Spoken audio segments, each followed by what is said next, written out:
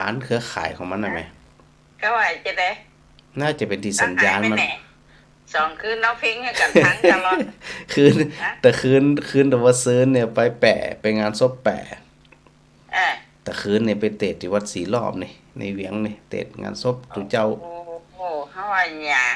เอาเพลงให้กันทั้งตลอด2 ชั่วโมงจบนี่ล่ะเพลงกับเพลงกันจังมันเปลี่ยนนอนทางเพลงจนจบเปลี่ยนบรรยากาศมันไก่อะมันอยู่แปะบุญก่อนน่ะเด้อก็ลืมบอกอันตุเจ้าคือเอาอันก็เอาเทปออกเลยเนี่ยลืมบอกไปแต่ว่าก็อย่างเป็นเพลงถึง2 คืนนะนะแต่คืนไปเจอเพลงแล้วแต่คืนเป็นเทปมันจะกะเพลงกะนั่นเพลงถึง2น่ะกะเรื่องมีเทพสักคืนน่ะเพลเองถึงสองแสดงว่าตุเจ้าบ่ได้เอาอันเทปออกสักกรรมแต่คืนพระอาจารย์พิมพ์บอกแล้วนะว่าเอาเทปว่าเอาเทปออกแต่ใช่คืน ป่ะสงสัยไทยจะหิวเดินนั่งบินพบาทหมดเลยเอาเพลงออกให้กันทั้ง แต่แต่พระอาจารย์บอกแล้วนะบอกแล้วโอ้คนไทยหิวเดินพิบาอันเดินนั่นบินพบาทไหนเนาะหิวก็หายหิวอ่ะหายหิวอ่ะหายหิข้าววพูดหลายกูอะกะโอ้พูดไปหลายกูละอันจะพูดโผหลายกูละจะเอาอันนั้นก็จะเอาหูปอันถุงเทียนพุดขึ้นหลังฉากกระดูกกระไรอยู่ เอาขึ้นกันได้แล้ววันแรกกินพอเดินแถวมอจะรอสักคำขึ้นรถเลยกะโบกเลยกะ เจ้า เอ้ย อย่างหู้โอ้กะกะยังคล้ายๆพระอาจารย์พ่อแม่น่ะกะกะยังเดียวกันน่ะกะ อย่างเดียวกันนี่ มันกะยังเดียวกันนั่นน่ะ ปอเปลี่ยนกันพวกนั้นเลยนี่นะก็ปอเสถียรแม่สุนันทาอันก็โทรหาอย่างก็อันล้อใส่บาทอย่าไปใส่อย่างก็จัดขึ้นรถไม่อย่าในอันตะไม่ได้ใส่สักกำอย่างวันแรกอะบอกเราอย่าเดินไปถึงไหมแล้วแต่ก็โอ้ วันแรกกันเนาะโดนไม่เนาะมันแหละถ้าฮูจีอีนี่จะใส่สัก3 จั่นมาได้ โอ้ยนาทีก็เป็นหนังเลยจ้ะนอเดี๋ยวปีหน้านี่จะปรับใหม่ถ้าได้บินนะหนังเลยเนาะยำไปใส่เกลืออกเลยบอลเสร็จแล้วก็ได้มันยำเลยก็ขาจึงหมดแต่วันแรกอ่ะมัน10 กิโลเนาะ10 กิโลอ่ะเดินจากกับมาถึงวันแรกว่าฟดแล้วเราเดินมาหามาจะเริ่มแถวเลยโบกรถขึ้นรถเลยเดินจากกับมาถึงสักเตี่ยเดินเร็วกับขาจึงหมดอ่ะหนักแกมกันนะวันนั้นนะวันจะนี่หนอนเดินไก่หนอนมีกะหาซื้อกันหมดเลยแต่ยังมีกำลังดีอยู่กำลังยังแข็งแรงอยู่เจ้ามีกำลังอยู่แข็งแรงสู้ๆได้เนาะโอ้สบายปนน่ะอยู่ครับสบายมากต้องกลัวสู้แถม100 ปีปนน่ะทำ100 ปีกันเลยเป็นดีกับเพื่อนเก่งเก่งกดเก่งกดเก่งสู้ๆมันมีกำลังสู้อยู่เจ้ายังไหวอยู่แม่ยังไหวอยู่ไหวอยู่แล้วแม่แข็งแรงแล้วนะจ้าดีแล้ววันนี้เป็นหนังพังซ้อได้อยู่เสมอเด้อปัตตรลานี่แข็งแรงแต่ให้อินนะพระอาจารย์ไม่ได้ไปยังว่าอันติดอันอบรมละอ่อนวันคำวันนี้สอนละอ่อนเรียนแม่ก็กั้นอันเนี่ยก็กำผ้าเป็นเนื้อหันผ้าจานแล้วผ้าลืมติวันนั้นนะกะติว่ามีพระบาลใจรู้ผ้าไผ่ใจกะผ้าหนังขนาดให้ยาแม่นอ่ะผ้าอย่างก็ผ้าอันผ้าหับอาเคนแหละอยู่ปุ่นกะเจ้านั่นถ้าจะแต่ลืมด้วยคนนั้นนะถ้าว่าแต่อย่างกับเอาปุ่นพังอย่างแต่ว่าหมูมันกินเขานั่งง่าอิ่มนะกันนะกินเขาง่าอิ่มแล้วก็ว่าแม่ว่าปุ่นพังไรไทยได้กำซ้องแล้วก็พังไงก็ว่ากินข้าวลุงงาก็ว่ากำได้กำซ้องแล้วหวานนี่เนาะแม่ถามมาเพื่อนสิอาจารย์มันแน่แม่ถ้าถามมาขึ้นรถไปปุ่นเร็วๆอ่ะพระนิสิตมาปฏิบัติธรรมต่อนะกะอยู่เหมือนนะพระนิสิตกับบันไดเข้าปฏิบัติอ่ะ อืม อ๋อ ก็ปกติดีเนาะแม่เนาะแข็งแรงนะ จ้า เจ้า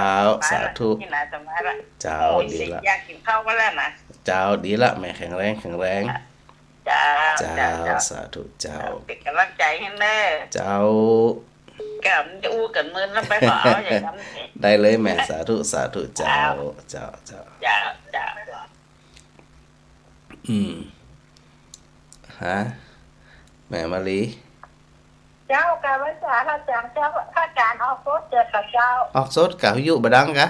เสียงดังแล้วมันเสียงสะท้อนเหมือนเสียงพระอาจารย์โพสหนึ่งเสียงแล้วก็เสียงพระอาจารย์ทับนิยบาลหนึ่งสายสองสายพวกนี้กันสองต้นกันละเจ้าพระอาจารย์ นั่นอ๋อ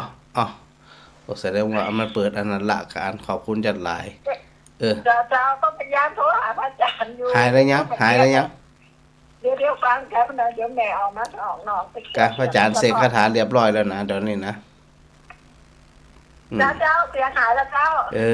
ขอบคุณจัดหลายเพราะว่าพระอาจารย์มันเปิดซ่อนกันกำลังมาพอถ้าบอกได้บ่ฮู้แล้วนี่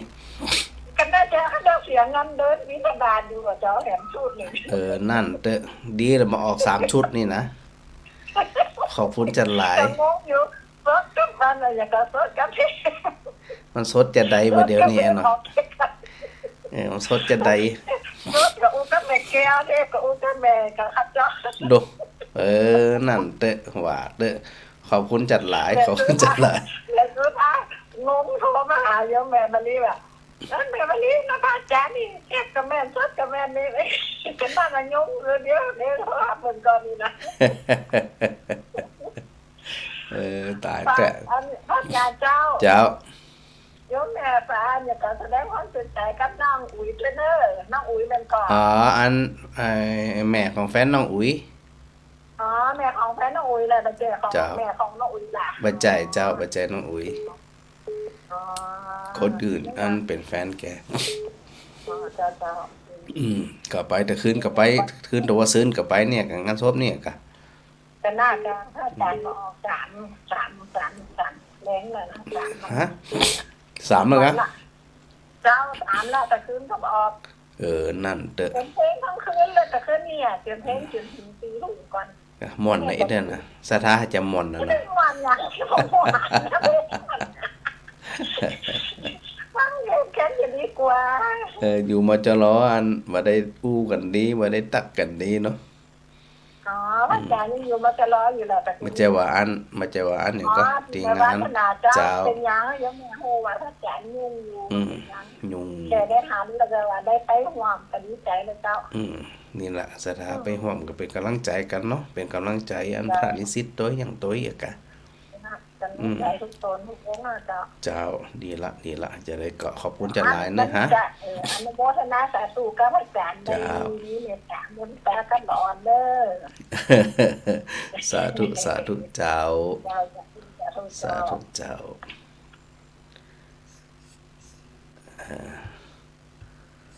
นี่ก็ในเรื่องของการอบรมเขาขายละอ่อนเอาละน้องวันชนะ นมัสการครับอาจารย์ สาธุไปอบรมไปอย่างเดียวเนี่ยมาก็ไปเฮียนมาก็ ครับ ไป ผมหลังก็ครับผมไปเข้าค่ายมาครับ เขาขา จาก ย เห็นซุกกับว่ามีเวลาอ่ะ ฮะ ซุกนี่ทำกับไปเชียงใหม่ครับผม ดีละสาธุได้ทำหน้าที่ของตัวเก่าลูก อากาศเย็นกับรักษาสุขภาพนะครับผม เหมือนกันลูกเหมือนกันตอนนี้อยู่ไหนอยู่เชียงใหม่ก็อยู่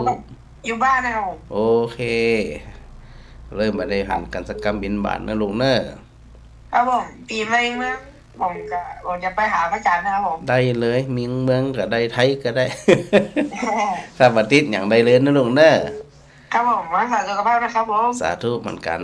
ลูก ครับผมสาธุครับสาธุครับ สาธุสถาดอยสะเก็ตแจ้ว ฟังมาจะหลายเตือนแล้วนะจะหลายวันแล้วก็บ้าน ฟังมาจะหลายเตือนแล้วก็ว่าบ่โทรไล่เนาะฟังคนอื่นคนอู้เอาหมอดนี้ถ้ามันอดบ่ได้อ่ะ ไปอดมาได้อย่างสตังค์อันก็เบี้ยยังชีพก็ซื้อโทรศัพท์ซื้ออะไรก็ซื้อเติมเงินกับถาดไฟฉายกะ ก็เลยก็เติมเงินเลยโอ้ย ฟ้าเนาะค่าไฟฟ้าเดือนละ100 กว่า เขาว่าไปสมัครไปสมัครอะไรอย่างก็บัตรคนจนเนี่ยกะไปสมัครบัตรคนจนค่าเน็ต200 บาทบอกโอ้ยค่าเน็ต200เกือบ300อีเนาะค่าไฟ150กันน่าจะเอาไอ้อย่างนี้จะมันเตอร์อีเนาะไว้โทรหาพระอาจารย์ก็ได้วะ ก็เป็นหยังก็มันเหมือนโทษเตือเป็นหยังอ่ะ มันมีความสุข อาจารย์บินทบาทสบายดีก่อน เจ้าสบายดี ขนาดเลย โอ้ ค่ะ 2-3 วันแรกในพระทระบบไม่หมดอ่ะ จะว่าแม่แบบฟังนะแม่ฟังแม่ได้ยินอยู่ แต่แม่บ่อันโทรไปได้แม่ว่าฟังอันนั้น แล้วพระอาจารย์ไปญี่ปุ่นมาหรือยังมาได้ไปเลยญี่ปุ่นอ่ะ จะไปไหนจะไปอินเดียน่ะก็ไปมาแล้วเหรอ ไปมาล่ะ จ้า เอาขี้ดินนั่นอินเดียมาฝากก่อนไอ้บิเอามาอย่างขี้ดินอินเดียก็เหมือนขี้ดินไทยเฮานี่กะ ยักษ์เหมือนกันเยอะอี เดี๋ยวมาเอาลำปางพี่ก็ได้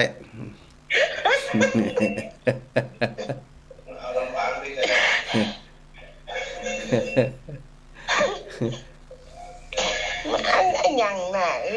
ไปอินเดียมาแล้วอีแม่ก็นึกว่าไปญี่ปุ่น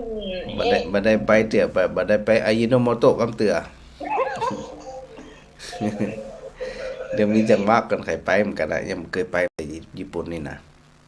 หนาวนักบอกว่าอาจารย์ที่ลำปางลำปางอากาศเย็นเจ้ายังบ่หนาวเตือ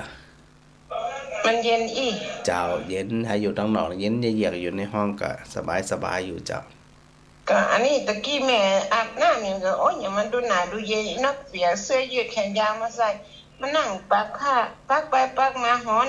พอเสื้อแขนยาวออกเหลือแค่เสื้อกิมเดียวนี่ก็ปรับไปตามนั้นแล้วกันนะแม่เนาะเจ้าชัดเจนนี่นะชัดเจนดีเจ้าฟังพระอาจารย์ตลอดนะเจ้าสาธุเจ้าขอบคุณจัดหลายเน้อแม่สีพันธุ์สเก็ตเจ้าเจ้าศรัทธาหลายคนหลายท่านนะแม่น้อมแม่บุญปันแม่บุญปัน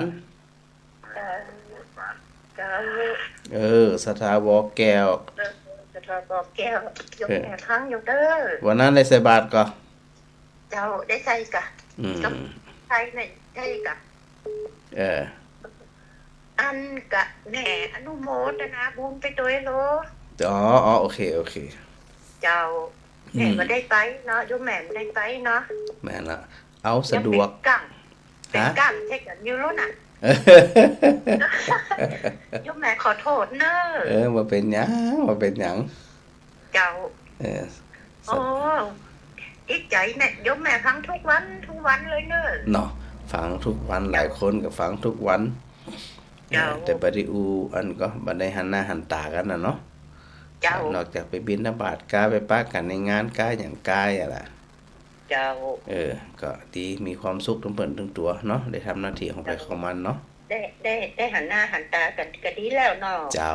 กันอันถึงเปิ่นถึงตัวนะกะเนาะเจ้าแม่แข็งแรงดีนะแข็งแรงดีแม่เจ็บหัวเข่านะกะเจ็บหัวเข่าก็อย่างที่พระอาจารย์ว่านะกะลูบมันอูมันตัวกะ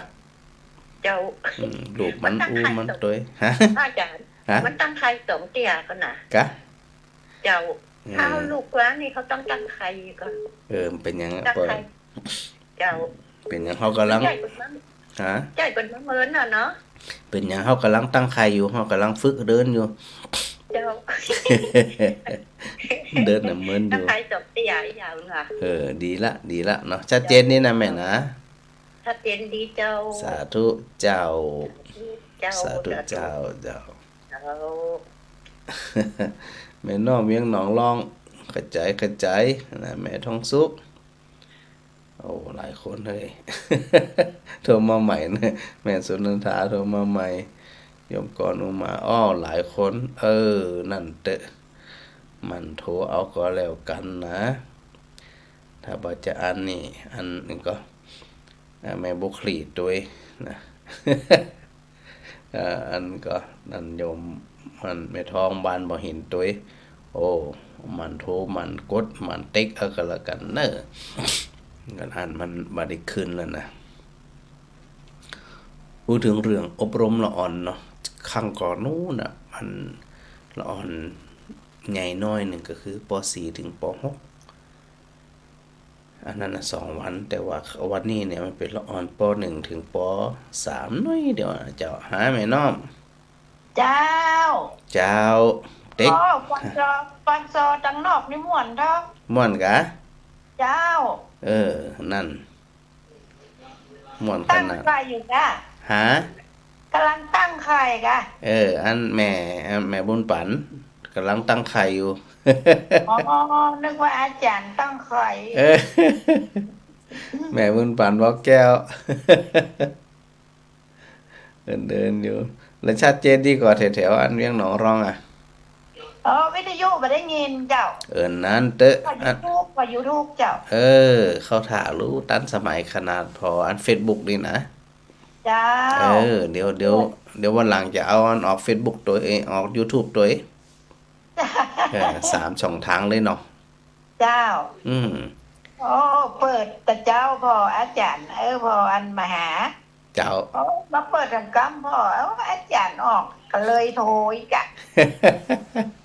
อันถ้าเป็น Facebook ถ้าเป็น Facebook Live เนี่ย มันจะขึ้นหน้าจอเลยเจ้ามันจะเด้งขึ้น เจ้า จะขึ้นแล้วก็จะหันจะหูจะหั จะ น มู กัน เนาะเปิดไปเอี้ยกันเนาะ ก็อันนะกะเปิดไปอันนะกะ เจ้า เปิดให้มันหมดนะแม่เนอ เจ้า เจ้าสาธุแม่น้อม เจ้า เจ้า อันละอ่อนถึงละอ่อนป .1 ถึงป .3 ตัวน้อยเดียวนะก็มีพระนิสิตไปจ่วยมีอันลูกศิษย์ลูกหาไปจ่วยในการอบรมละอ่อนเนาะเอาของไปแจกวันนี้ตั้งใจจะไปเลี้ยงไอศครีมละอ่อนนะแต่ปรากฏว่าอันแม่เลี้ยงจันเป็นเลี้ยงเหี้ยนะก็ลูกศิษย์พระอาจารย์นี่แหละนะท่านประธานปนหอประธานสตรีนะเทศบาลเขลังเทศบาลเขลังเนาะมันก็แม่นเทศบาลเมืองเขลังแล้วก็อันประธานแสงดาวเปิ่นไปจ่วยเนาะก็ต้องขอโมทนาสาธุนะไปสื่ออันของเล่นคือละอ่อนตัวแจกเป็นของรางวัลนะเข้าใจสื่อเนาะเอาขนมข้าวเหนียวไปแจกก็วันนี้นะรายเด็กละอ่อนถึง2 โรงเรียนนะถึงโรงเรียนนิคม 1กับโรงเรียนนิคม 3ก็รวม50 คนเหมือนกันโดยประมาณเนาะมาได้ปิกป๊อกกับละอ่อนก็ใจเทคนิคค่อนข้างสูงเนาะตัวละอ่อนตัวน้อยเอาทันมาใส่เอานี่มาใส่นะวันคำเหมือนกันนะ สมัยแต่ก่อนเมื่อสัก2-3 ปีก่อนเนี่ยอันนั้นอิดเอาอัน2 วันละอ่อนละอ่อนน้อยๆนี่นะ2 วันก็อิดเหมือนกันนะแต่ถ้าละอ่อนใหญ่ก็พอได้น้อยหนึ่งแต่ก็ยังว่านั่นละอ่อนปฐมเนาะมันก็ตามภาษาเปิ้นนะพยายามฝึกฝนนะฝึกกราบฝึกไว้ฝึกหูจักพระพุทธพระธรรมพระสงฆ์นี่นะฝึกหูจักอันนรกสวรรค์ฝึกหูจักบาปหูจักบุญหูจักคิดหูจักทำหน้าที่นะนี่ก็พยายามใจอย่างที่ว่านะใจเทคนิคค่อนข้างสูงนะเจ้าแม่ขจร แต่ก็ไหนไม่ได้ออกสนามไป แต่คืนไปเสร็จงานศพ 2 คืนนะอยู่งานศพถึง2 คืนเลย งานรอ เลยบ่ได้ออก ตอนนี้ก็พอรับเป็นละกัน รับไปละไม่รับละทุกเจ้าจะแดนี่หา สนุกตื่นแล้วแกแอบเปิด อันมาเป็นเปื่อนเป็นป้องทุกเจ้าก่อนเด้อสถานเจ้าบ้านทั้งหลายฟังรับเตือบ่ได้นะ ก็เนี่ยมาอู้ไว้จากกันนี่ก็ จะเลยหลายวันจันทร์จัดงานศพกับป้าจัดงานทำบุญไปน้ำท่วมเลย นั่นน่ะมันก็เนี่ยจะได้มันก็ปรับไปตามนั้นน่ะชีวิตมนุษย์มันนะ ตามนั้น ก็ประคองชีวิตไปทำนั่นไปทำนี่ไป สุดท้ายก็ตั้งไผตั้งมันนั่นมีไผไปด้วยไผแล้วสุดท้ายนี่นะตั้งไผตั้งมันไปไผไปมันน่ะเนาะ ก็ว่าพระอาจารย์จะไปวัดวันพุธก็ได้ ไปได้ไปอย่างเปิ้นติดอยู่ที่อันอบรมละอ่อนอยู่วันค่ำวันนี้นะ อ๋อ ที่วัดศรีไตรภูมิเจ้า คนเลยเขาก็อดเอาเนาะ ก็ง่ายจะได้มานะ อยู่กันละอ่อนกันมีความสุขนะ มันก็มีความสุขอยู่ มีขนมผ่องไอติมผ่องของแจกป่องแล้วมันชอบสตังค์ผ่องแจกเป็นรางวัลนะ อยากกระสอบแล้วร้อนนะ ก็อยู่กับหลานเพราะว่าในอนาคตก็มันทุกอย่างอะเนาะแม้แต่วัดวาอารามก็นิมนต์เป็นภาระของละอ่อนที่จะคอยดูแล ถ้าละอ่อนบ่ฮู้จักพระพุทธพระธรรมพระสงฆ์ก็หมดกัน หมดกันนะ ละอ่อนมันกำใส่ใจมันพร้อมๆหยังเพราะมันบ่คุ้นเคยเนาะ เขาต้องฝึกทำปลูกฝังมันตอน เจ้า น้อย แม่นก็ต้องค่อยๆฝึกไปผู้อำนวยการก็ดีครูก็ดี อันนี้เป็นก่อนำละอ่อนมาเฝ้าละอ่อนวันค่ำเหมือนกันนะ ลูกศิษย์กันลูกศิษย์มันนะ ต่างคนต่างทำหน้าที่อย่างว่านะครับ นั่น เพิ่นทำหน้าที่เปิ้นเฮาทำหน้าที่เปิ้นเฮาทำหน้าที่เฮาแล้วก็เจ้าอันว่าพระครูประดิษฐ์พัฒนากรมาเป็นประธานนั่นนี่นะเจ้าอาวาส ถ้าใกล้ๆก็จะไปคุยนะ ก็ทำไปก็แล้วไปเป็นงานนะเจ้า ใช่จ้ะ แต่งานมาถึงรออยู่เน้นนะพระฮับเหมือนกันนะแม่เนาะเจ้าฮะ วันนี้เลยนี่ตักบาตรตกกันนะตักบาตรเป็นเอง ปีใหม่ เจ้า ตักกะแล้วส่วนมนต์ข้ามปีตัว เจ้า เจ้า ก็เดี๋ยวว่าจะเนี่ยก็อาจารย์แพทย์จ้ะ กะอยู่ใกล้วัดไหนกะวัดนั้นเอาสะดวกตะใดกะตะนั้นน่ะเน้อ เนาะกับบ้านเฮาเนี่ยค่ะ เจ้าใกล้ๆหั่นน่ะกะได้เลย เจ้าสาธุแม่ เจ้า เจ้าสาธุเจ้า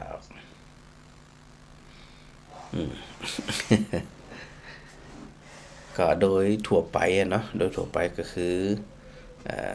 มีรณรงค์ในเรื่องของการสวดมนต์ข้ามปีนะสถานะแล้วก็ตักบาตรตอนรับปีใหม่เนาะ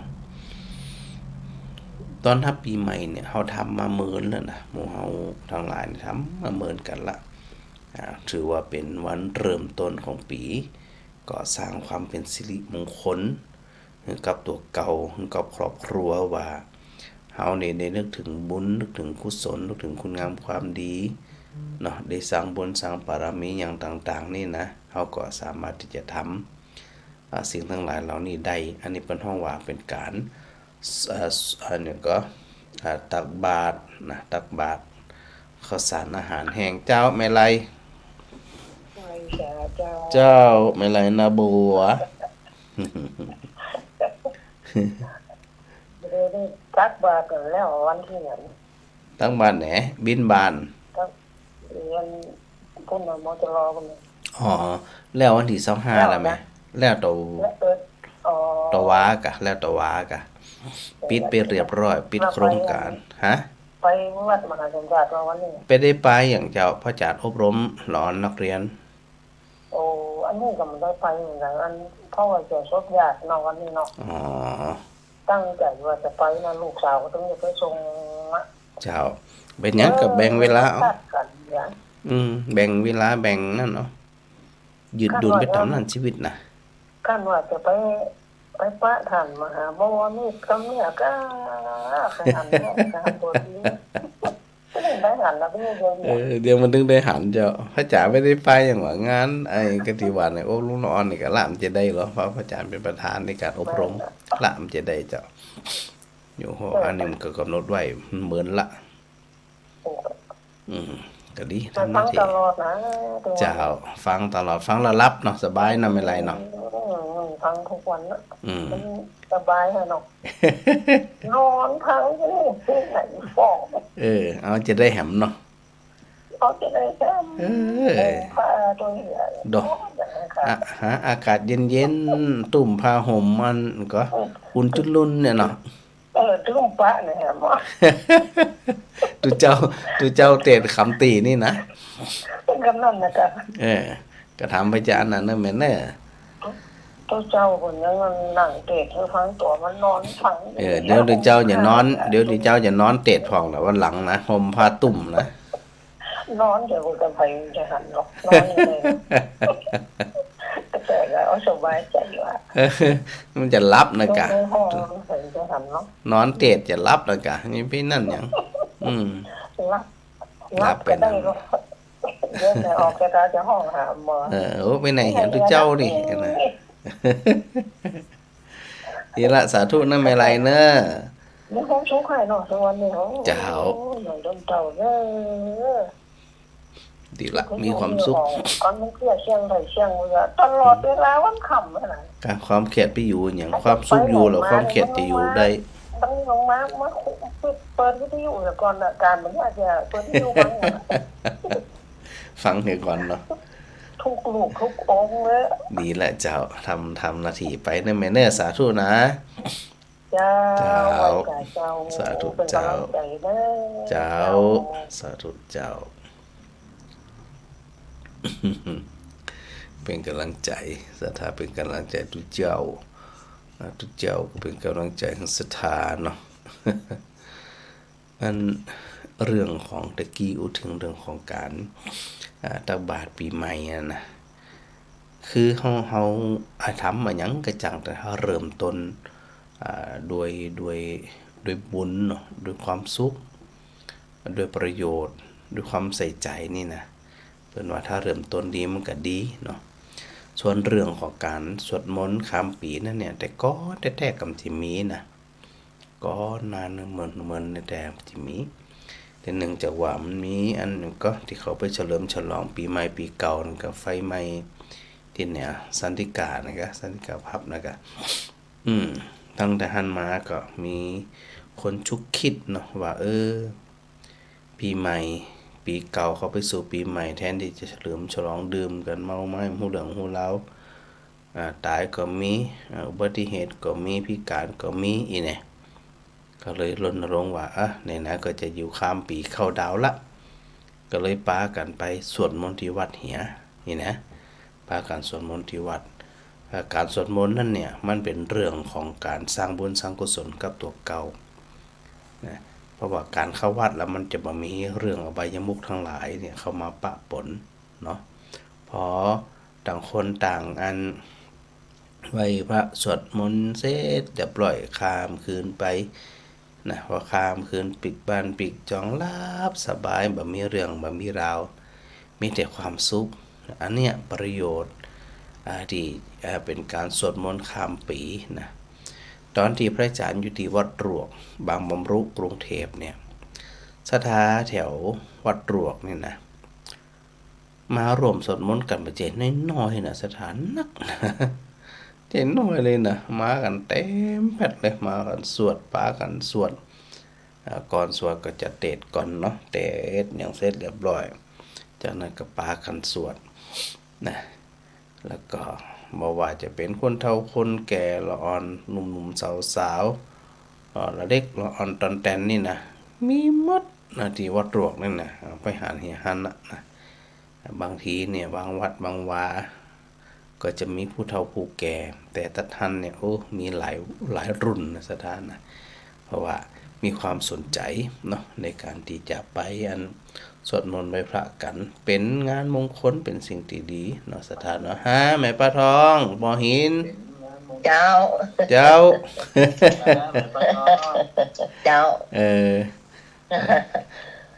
อันเจ้าหันแล้วหันหู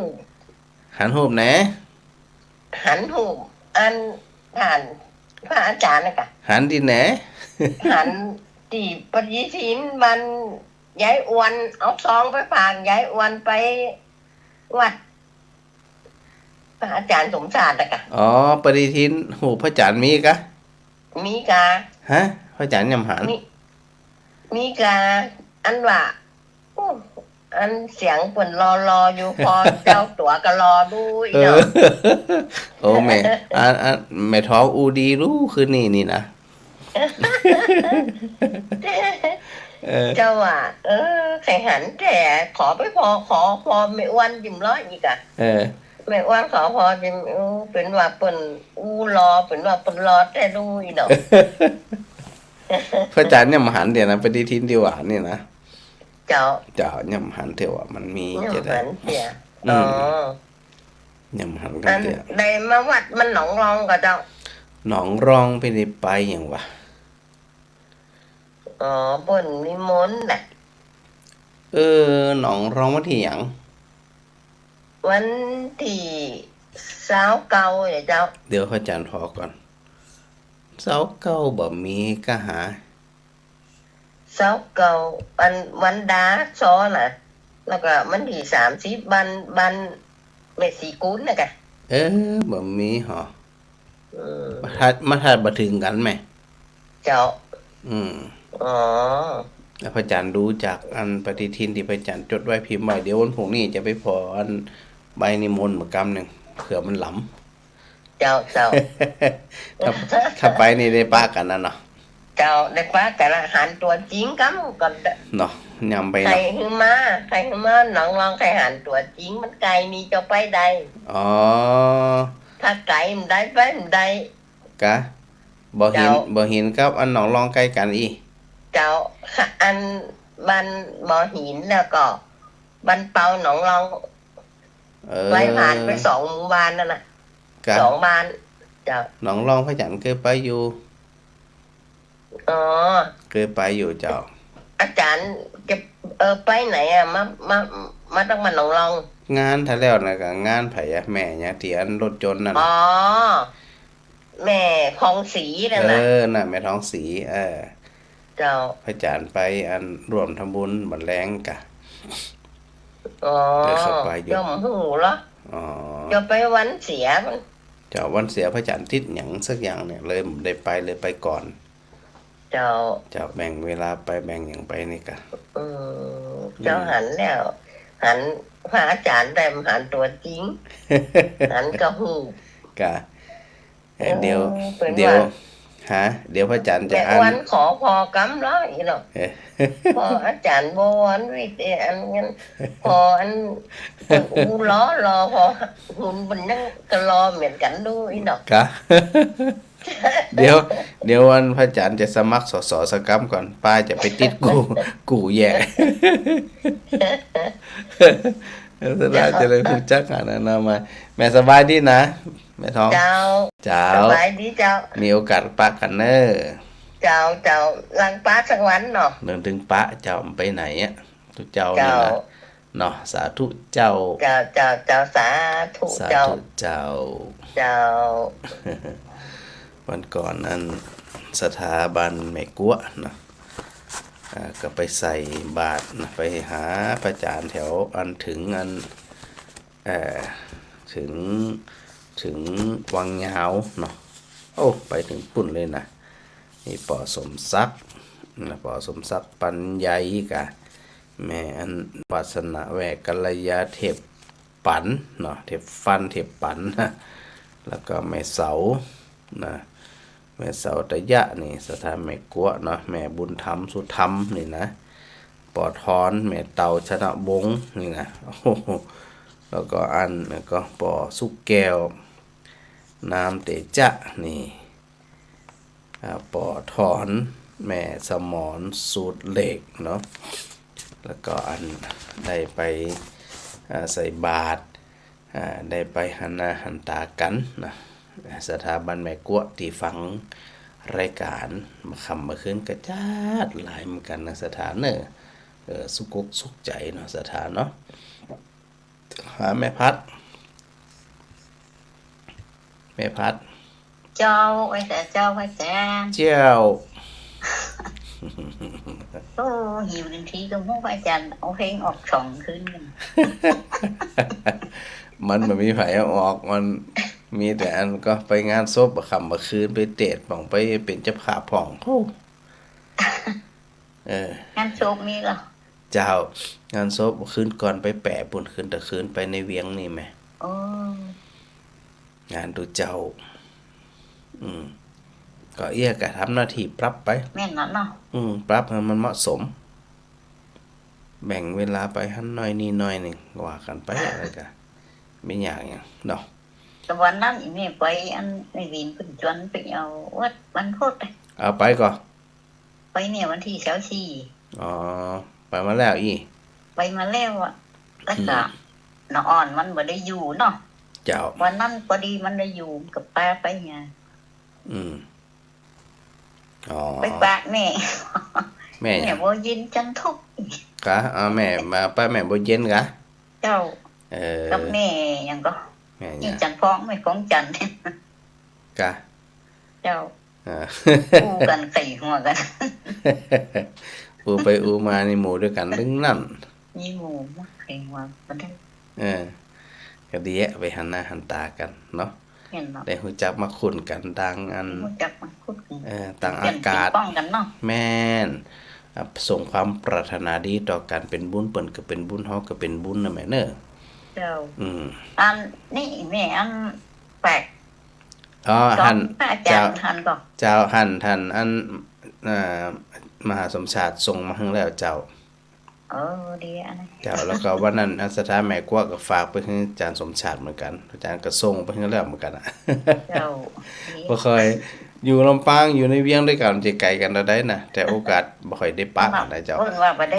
บ่ล่ำได้ปะเพิ่นเด้อ แม่นเปิ้นบ่ได้ปะตัวบ่ได้ปะเปิ้นคือต่างคนต่างการต่างงาน มั น่ะ น แม่ ได้อยู่เนาะ เจ้า อาจารย์นพดลกับได้ปะสักก็ไม่ได้ไว้เหมือนนั้น เจ้าอันนั้นก็งานกันนักเจ้า มากอยากพระอาจารย์จะดับตุ๊กแกะตุ๊กว่าว่ะ เออก็มันเป็นหยัง ไป เนี่ยจิได้บ่นะปรับไปตามนั้นน่ะนะแม่เนาะ เจ้า ดีละอาจจะได้ก็อันได้มีโอกาสได้ปะกันนะแม่เน้อ ได้หัวได้ปะเห็นมันนะ โอ้มแฮมบ่เหมือนน่ะเรื่องได้ปะ กำลังได้ปะเห็นมัน ได้ปะ จัดใจแก่ เดี๋ยวถึงฮู้จักมาเพ่นะ อ้วนไงอ้วน วันนี้ โอเคสาธุเจ้า เจ้าไว้ใจเจ้า สาธุเจ้า สาธุ เดี๋ยวพออาจารย์นั้นได้นึกถึงอยู่เรื่องหนึ่งนะสถานะเรื่องที่พระพุทธเจ้าได้ทรงตรัสไว้ในเรื่องของกสิภาระทวาชสูตรซึ่งเป็นพระสูตรที่พระพุทธเจ้าได้ทรงแสดงอันกับภารัทวาชะพราหมณ์เนาะสถานเนาะเดี๋ยวทำกำหนึ่งนะสักการนะเจ้าแม่พิมพ์ กับนมัสการเจ้า เจ้า อาจารย์พระอาจารย์จะได้อยู่วัดบุญวันศีลเลยเจ้า อยู่วัดวันศีลถ้าวันใดวันศีลตรงกับวันพระนี่อยู่ ใหญ่นี่ก็เป็นเจ้าจะไปหามาได้ เดี๋ยวเนอวันนี้วันที่26เนอวันพระวันวิถีอันนี้วันพระวันใดนี่อ๋อวันที่29 เจ้าเก้าเลยพระอาจารย์อยู่เลยเจ้า อยู่กับแฮม14ค่ำ เจ้าท่านไม่ไปเด้อ 29อยู่กะ ดูแลบอกไปไหนไปตอนเจ้าก็ได้ไม่ใช่ไปเหมือน ได้เดี๋ยวได้ก็ได้มาเตอะ ไม่รบกวนพระอาจารย์เหมือน มันจะไปหาพระอาจารย์นั่นนะอย่างเดียว ได้เลย พระอาจารย์เจ้า ได้เลยแม่เจ้า เจ้า สาธุเจ้า เจ้า เจ้า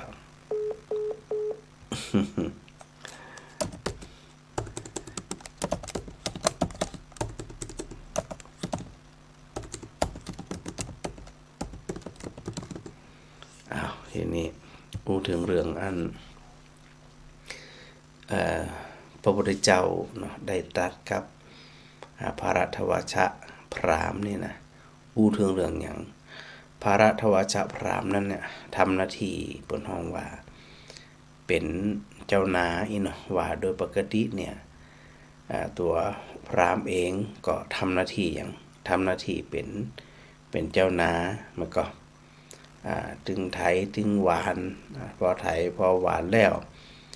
มันก็มีการเก็บเกี่ยวมันก็เก็บเกี่ยวหรอ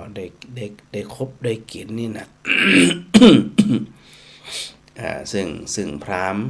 เจ้านาเนี่ยจะเป็นลักษณะแบบนี้ก็นั่นจะเป็นลักษณะแบบนี้เลยแล้วพระพุทธเจ้าก็ตรัสเหมือนกันนะว่าอันตัวพระองค์เองเนี่ยก็เป็นลักษณะเหมือนเจ้านาเหมือนกันก็คือตัวของพระองค์เองนั่นเนี่ยนะอันไถหวานถึงจะได้กินนะพราหมณ์ก็บอกว่าอัน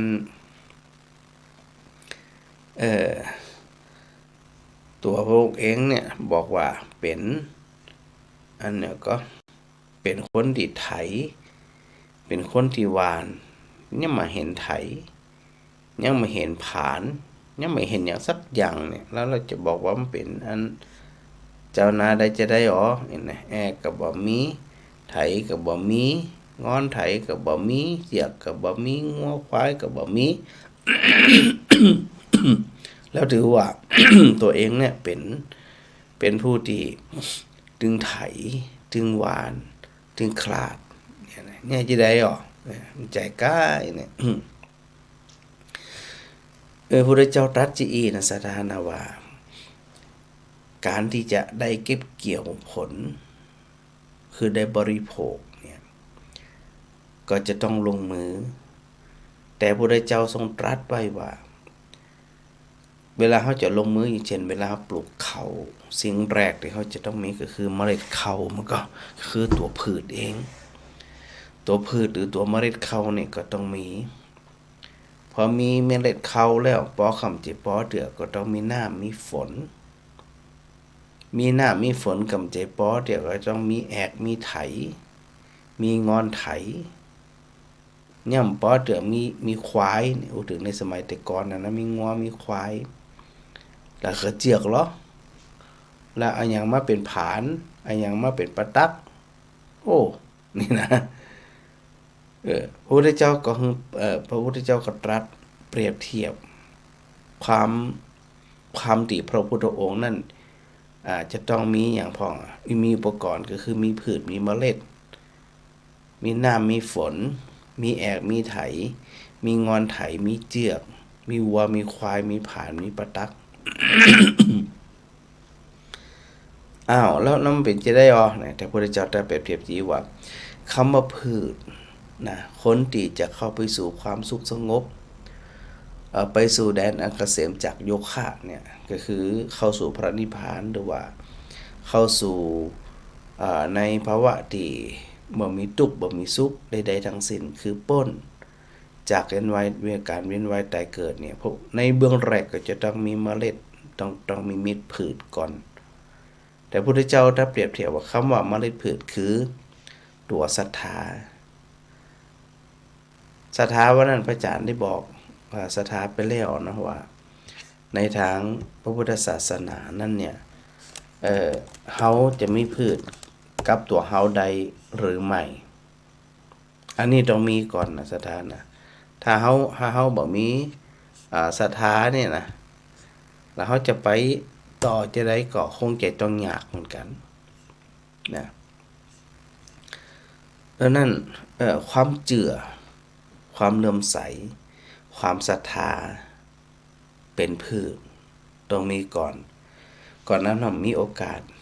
ได้กินข้าวมีโอกาสได้กินผลผลิตจากสิ่งทั้งหลายเหล่านั้นอันดับแรกก็ต้องมีเมล็ดนะมีพืชนะซึ่งพระพุทธเจ้าตรัสเปรียบเทียบก็คือต้องมีอย่างศรัทธามีความเจือมีความเลื่อมใสแล้วก็พืชเมล็ดพันธุ์คือตัวศรัทธาเนี่ยจะต้องเป็นเมล็ดพันธุ์ที่มีคุณภาพเป็นพืชที่มีคุณภาพแข็งแรงปราศจากโรคระบะเอียงซ้ายบะเอียงขวาเดินตรงสถานเดียวนะศรัทธาหรือว่าพืชที่เราจะต้องรักษาจะต้องบ่มเพาะเนี่ยนะ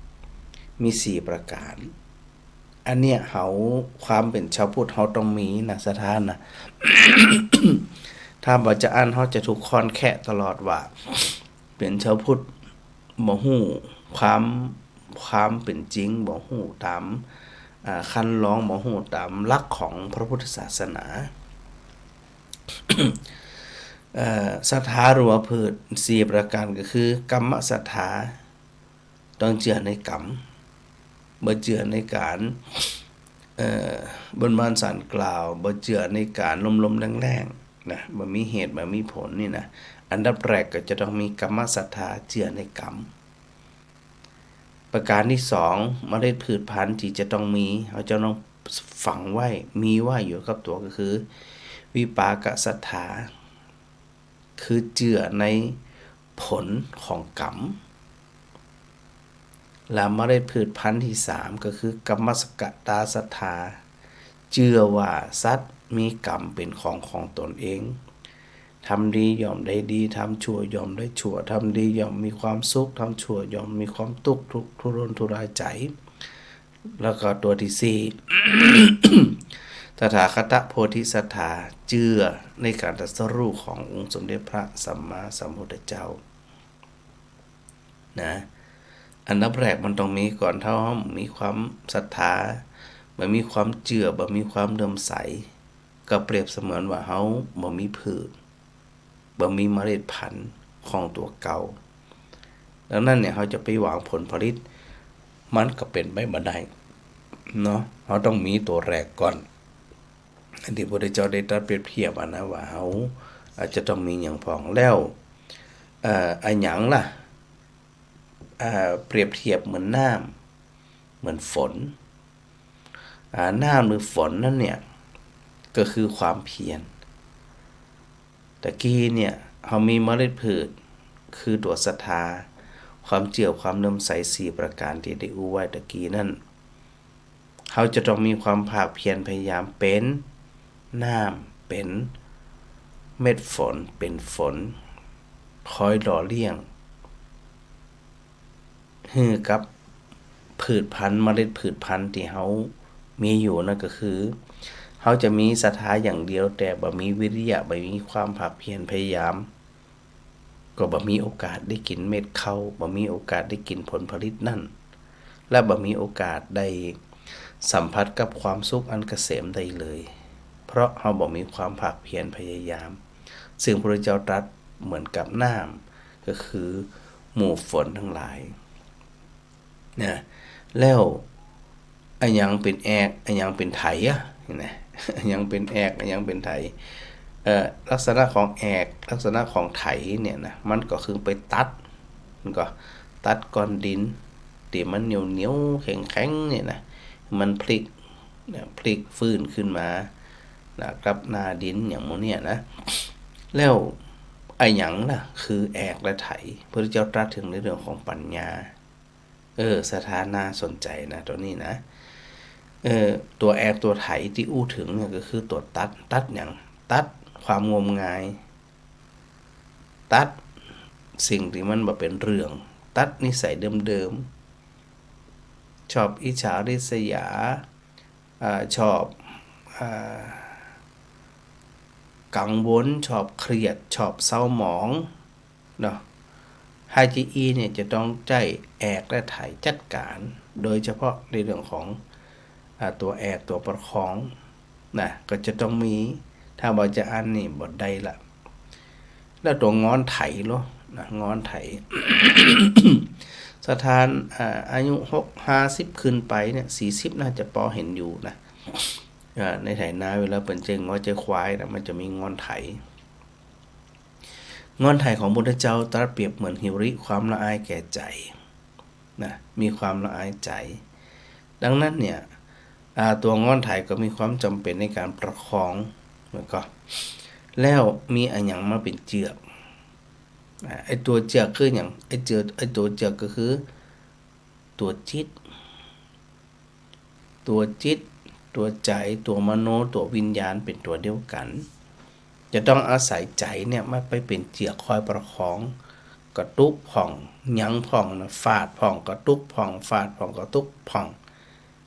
แล้วอันยังมาเป็นผานอันยังเป็นประตักในการตัดก็คือตัวสตินี่สถาพระเจ้าตรัสเปรียบเทียบที่หึงสถานึกถึง ตัวหมู่เฮาทั้งหลายด้วยว่าเฮาต้องการผลผลิตที่มีความสมบูรณ์มีความบริบูรณ์นั่นก็คือเข้าใจความเป็นจริงของชีวิตเนี่ยเขาก็จะต้องมีอย่างมีศรัทธาเป็นพืชมีความเพียรพยายามเป็นฝนเป็นน้ำมีปัญญาเป็นแอกเป็นไถมีหิริความละอายแก่ใจเป็นงอนไถแล้วก็มีใจเป็นเจือกและมีสติเป็นผานเป็นประตักสิ่งทั้งหลายเหล่านี้มันจะต้องมาประกอบนะมาประกอบในการที่จะเก็บเกี่ยวผลผลิตที่มีความพร้อมนั่นแสดงว่าผลผลิตที่เขากำลังอู้ถึงเนี่ยเป็นผลผลิตที่มีคุณภาพเช่นเดียวกันเวลาเขาประพฤติปฏิบัติในพระพุทธศาสนานั่นเนี่ยเขาก็จะต้องมีครบนึกถึงตัวเองอยู่เสมอจะมีนักมีน้อยจะได้กระจ่างเตือนหรือบางทีบางครั้งในเราปุถุชนหมู่เฮาทั้งหลายมีการพลาดพลั้งถือว่าเป็นเรื่องปกติเลยแต่อย่าไปลืมตัวผานตัวไถที่เขาไปใต้ก็คือตัวสติระลึกถึงอยู่เสมอแล้วก็พระพุทธองค์นั่นตรัสถึงในเรื่องการคุ้มครองกายคุ้มครองวาจาคุ้มครองก็คือพยายามอย่างยิ่งเนาะที่จะใส่ใจที่จะประคับประคองบ่ให้สิ่งใดสิ่งหนึ่งที่มารบกวนสิ่งใดสิ่งที่มาอันเนี้ยคือเขากาเขานาของเขาเนี่ยบ่ดีหรือว่ามีปัญหามีอุปสรรคต่างๆก็คือคุณอยู่ที่หมู่เฮาเนี่ยว่าจะปรับจะได้อย่างจะได้จะไปลืมนะในฐานะหมู่เฮาทั้งหลายเนี่ยเป็นปุถุชนเนาะแต่ขอพยายามแล้วพยายามแหมนะแต่ที่พระอาจารย์ได้อู้อยู่เสมอว่าเราปุถุชนนั้นมีโอกาสพลาดได้มีโอกาสพลั้งเผลอได้แต่เฮาจะต้องอาศัยตัวปัตตักตัวผานเข้าไปตัดมันก็คือตัวสติ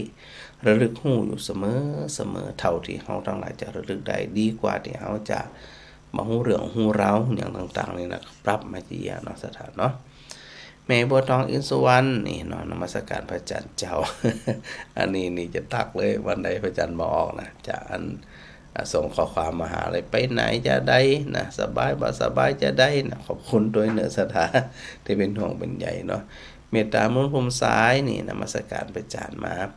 แม่สมสอนยศเสนานี่นอนฟังอยู่อันนี้ผ่าหัวเขานะแม่สมสอนยศเสนาทลายถามตะกี้ แต่ก็ดีวันดีคืนละก็ส่งงั้นพลังบุญของตัวเนื้อแม่สมสอนยศเสนาสถาบันตาเดือเนาะก็ต้องรักษาเนาะสถานเนาะอยู่ที่หมอดูแลอย่างดูแลคิดว่าพอได้ผ่าแล้วอย่างแล้วนะน่าจะเดินปอละนะ ช่วงที่อยู่ดีสบายก็มาสวดมนต์กับพระอาจารย์แล้วก็มาทำบุญกันตลอดเหมือนกันนะโยมแม่สมสอนโยเซนนะหายเร็วๆเน้อแข็งแรงตลอดนะ แม่จันดีเจ้า มาดันเปิ้นนะเจ้า บัดตันเปิ่นต่อไปก็ตี4แล้วกดล้อเลยเนอะกดเลยเนอะมันตันเปิ่นกั นั่ น งหวานจันประมาณแล้ว2 คืนเป็นเพลงแหกกูคืนเป็นไหนจ้าไอ้กะติดอย่างที่พระอาจารย์ว่านะติด นี่ งาน ว่าเอาสถาหรอก กะมาเอาสถาเลยมาเอาสถาก็สถาบ่เอาทุกเจ้า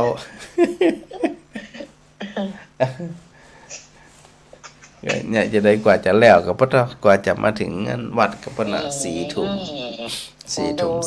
ไป ได้พักได้ผ่อนเนี่ยกำแล้วเนาะ เจ้าหัวใหญ่จะแดมันแล้วกันแล้วงั้นก็พักผ่อนเสียผ่องเน้อก็ว่านั่นน่ะมันน่าจะแล้วจาดนี่ถึงจาดนี่นะ แล้วก็ตัดใจ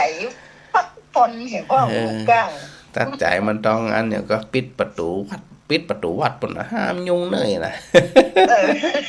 ติดป้ายว่าสิงอกไงนะน้ำไปมันยุ่งมันจะพักผ่อนสัก7 วันก่อนนี่กะ เขาเนี่ยมากินน่ะไม่ด้วนบ่เขาได้เขาวันเนี่ยจะได้ไม่ด้วนไม่แดง เปียกไหมสถานยงกับพระทุเจ้าก็ไม่ได้กินข้าวบ่ เขียนป้ายยกเว้นก็ห้ามมารบกวนพระกำลังพักผ่อนยกเว้นมาส่งเข้าวัดเองเหรอ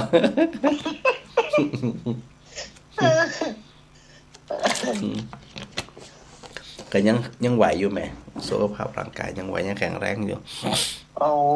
เป็นนี่เติมมันอย่างเงี้ยเราไม่ได้มันจะบอกดู ก็มันจะบอกเอง เออ พระอาจารย์บอกแล้วลูกอันพญาติพญามถ้าเป็นอย่างบอกก่อนเนอเอีย มันบอกหูเอง นั่นว่ามันจะบอกหู้ก่อนเนี่ยอู้กันแล้วเหรอ แม่น่ะเจ๊หมูเก่ามาหายเก่าบ่เดียวมันนวดก็ได้หยังก็ได้ จะไปหนวดแห้งหมูนี่นะต้องประคอง อันนั้นมันแม่เป็นนวดตีลงมันในหม้อในปนนี้จะประคบตัวเองวันที่10นี่เป็นนั่นไป อ๋อกายภาพถ้ากายภาพนี่เปิ่นทำเปิ่นเฮียนมามีปัญหาเจ้า เจ้า หายเร็วๆนะแม่ เจ้า เจ้าสาธุแม่จันที สา สา ธุ ธุเจ้า แม่จุติการรอดพยัญนมัสการพระอาจารย์มาน้องวัจนะสาธุด้วยนะลูกเนอแม่เล็กนะแม่เล็กแม่ประหยัดอยุธยานะปีบัวคำพิชัยวงศ์ยมเพ็ญกับฟังนี่วันนี้พระอาจารย์ไปแวะดูงานที่วัดบันแรงมันเนอ แวะไปให้กำลังใจน้อยหนึ่งมาได้ แวะไปอยู่ได้กินนะแม่สุนันทานะนมัสการพระอาจารย์สาธุสาธุนะสาธุเดนเนอร์แม่บัวลอยสายเขียวนี่สาธุสาธุนะฟังรายการกันประจำยมคำสุขโยธินสาธุเจ้ายมแม่อรพินใจแก้วนะนมัสการพระอาจารย์สาธุสาธุแม่มาลีก็ฟังอยู่สาธุเนอร์ปอยยงหยุดมณีวันยมต้อยชนิดากรุงเทพมหานคร แม่อัญชันวงศ์จังเงินโดยแม่พิสมัยสีเทพทำรง เนี่ยที่ตามฟังอยู่ตลอดสาธุสาธุแม่บัวทองทอแก้วนี่สถาวัดอุทุมพร แม่เทียมฝ่าคำปันแล้ว นมัสการพระอาจารย์เจ้าวันนั้นไปปาร์ตี้เองก็อันมจรเนี่ยพระอาจารย์จำเจ้ามาได้ก้ากันนั้นกึดอยู่เนี่ยไอแม่เทียมฟ้าล่ะกะจำได้อย่างตัวแต่งตัวจัดงามอ่ะ เลยจำมาได้ สาธุอันนี้เป็นกระฟังตึงวันแล้วก็อันถัดขายพระอาจารย์มาตึงวันสาธุโดยแม่บัวทองเปิดไปฟ้อนมาปัตตะไปเตรียมงานต้นต้องอีวันที่วันที่29เนาะ29ก็จะมีควาตาดเข้าไปนะไป29นี่นะ โยมก่อนอุมาเจ้าราชการเจ้า เจ้า โอ้บ่ค่อยสบายดีแหละเสียงบ่ค่อยดีเลย ก็มันก็จะได้มันน่ะสภาพของทุกเจ้าเนาะก็ยังแม่จันดีว่าน่ะจะปิดปลายปิดวัดสัก7วันนี่นะวิเตอร์ล็อกกุญแจไง มันได้กินข้าวอ่ะเนาะได้กินข้าวเนาะรักษาสุขภาพเนอะเจ้าวันนี้ก็วันขำอูกับหลอนตอนแตนได้ไปแอลหานายกยุ่งเหมือนกันนะการนะเจ้าก็ดีได้ทำหน้าที่เนาะเจ้าดีท่านสอบทำหน้าที่ท่านทำแล้วท่านสบายใจทำแล้วมันม่วนม่วนเจ้าม่วนต้องเปิ่นดึงตัวแล้วก็ตัวเก่าได้ก็ได้พักได้พรเนาะตึมได้พักงานปิดงานนะท่านเนาะก็หวานนั่นแหละเนาะมันดูแต่ดูว่าจากนี้จะได้เนาะ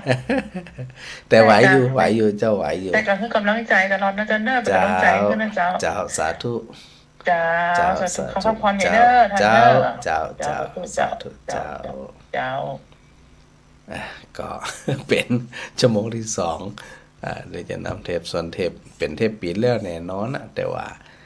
จะเป็นวันใดนี่นะเป็นเดือนใดนี่นะสถานซุ่มมอเตอร์เนอร์ว่าปั๊บไปตามนั้นนะสถานนะวัฒนาสาธุนะอยู่ดีมีสุขบุญกรรมบุญจูกุหูกุขนเนอสถาปรารถนาสิ่งใดสมความมุ่งมาปรารถนารับสายยายพรกำหนึ่งเจ้าแม่ยายพรมาจากเจ้าดู Facebook ฮะด ดูเฟซบุ๊กกะ โทรศัพท์จ้าบ้านโทรศัพท์ โทรศัพท์เอง ไปเพราะว่าไปหิน เอาวัดไฟหินเป็นเชื่อมสัญญาณกะ เจ้า ขอบคุณท่านอาจารย์พระครูสมุวิสุวัฒน์ เปิดเลย ฮะ แอลมาดูหนู กะ แอลมาดูหนาวมากเดี๋ยวได้กำลังเปิดดู อ๋อหม่อนแหนงานรุ่นหนาวอ่ะฝนคุ้งอะกะปะต้นนานี่ คนหานักแก่ คนมันนึงหนักมันยังว่าแสงสีเสียงต้องได้มันก็ไปทัดท่านอ่ะคนเฮานี่ หนีจะตามชื่อ ก็ไปพอบาดายนี่กะ ฮะ ไปพอบาดายนี่กะ ไปพอได้แล้วนะ อันไรกะ วันนี้ชุดอะไรอยู่ อ๋อลำปางหมูมดวันใดหมูในลำปางนี่มดเดียวหรอ แล้วงก อ๋อ ตัวหน้ามามาเปิดกลางเก่งอาจารย์ออกแล้วนี่ เจ้า ตันได้ฟังอยู่นะแม่เนาะ เจ้า เจ้า ได้ฟังก็โทรนี่อ่ะ เจ้า ไม่แกได้รางวัลเงินเก่านะ ดีละจะได้กับบุญทักษานะแม่นะแม่ใจพรหนองมดแดง นิจการเจ้า สาธุเจ้าจะธรรมดานะที่ตามอาจารย์ทางเฟซบุ๊กนี่จะธรรมดานะท่านสมัยนะท่านเนาะเอาละเดี๋ยวชั่วโมงที่2ก็ได้ฟังเทปอาจารย์ต่อเนาะกับขอบพระคุณครูบาอาจารย์ด้วยนะครับเนอะครับถวายความเคารพครับผม